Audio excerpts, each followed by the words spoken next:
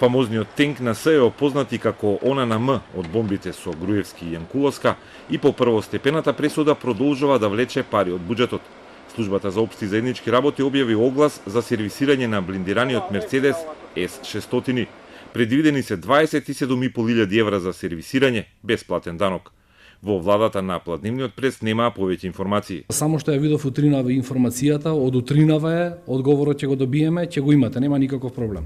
Ќе видиме, да не оставаме отворен простор за шпекулации.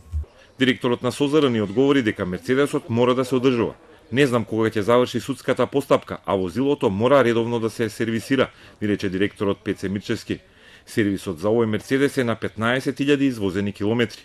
Цената од 27.000 евра за сервисирање е утврдена по претходно извршените сервиси, но на 19 јуни ќе биде одлучено кој ќе ја добие сделката и за која сума, и соопшти Мирчевски. Предходно, Мерцедесот бил сервисиран преку тендер, но од МВР. Најголем проблем со блиндираниот Мерцедес е тоа што нема сервисна книжка. Од информациите добиени при проценка на возилото, утврдено е дека преку МВР Мерцедесот бил сервисиран 4 пати.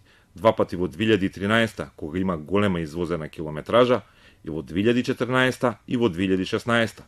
Ѓоко Поповски, поранешен помошник министр за јавни набавки во МВР, е осуден на 6,5 години затвор, а екс-премиерот Никола Груевски на 2 години затвор поради набавката на Мерцедесот, за која судот Скопје 1 пресуди дека е изведена противзаконски и на наместен тендер. Обвинетите имаат право на жалба на пресудите, а Груевски го смета процесот на СЕО за политички прогон.